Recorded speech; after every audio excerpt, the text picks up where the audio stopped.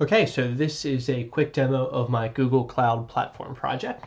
I wanted to make this very similar to the AWS project I did where I deployed a web application because I just think this is a really practical skill that we should be able to know how to do on multiple platforms. And not only that, but if you take this, this set of procedures, we can basically rinse and repeat with multiple web applications or multiple GitHub repositories. So knowing how to do this is super useful. And again, it just gives us the ability to be able to do it for all different types of websites.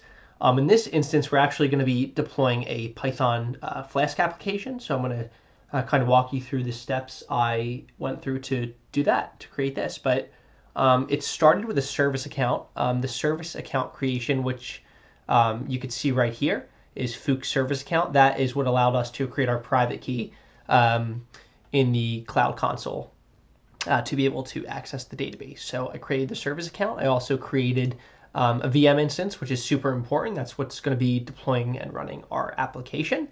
For the purposes of this demo, I just called everything Python-instance, Python-firewall. You could really use your imagination and name it according to your project, but I wanted to make it general just for this example in this use case. So you can see here we have Python firewall rule, which enabled our firewall configuration. A quick call out, this was really important for the VM instance. I'm actually going to open this on a new page. I was having a problem where I could not set the private key, and that was because the API permissions were read-only. So it was really super important to allow full access to all cloud APIs in order to do so with our user. Other than the firewall, we actually had to create a database as well. That's where our data is going to be stored for our application. So you can see our Python database here running MySQL 8.0. So going back to the application, we created a Python Flask application out of GitHub repo. You can see here that it's actually running in the Cloud Console, the Cloud Shell here. And we'll go ahead and show off the app in a minute. But really all we needed to do to connect here was provide the user, the database name, the password, as well as the host.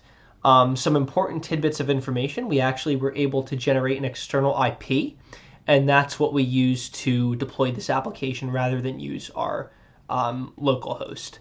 Also, our connection name was very important, which was generated here. You can see this connection name. That's actually what we used in the Cloud Shell to be able to connect to this database and link up the application to the database.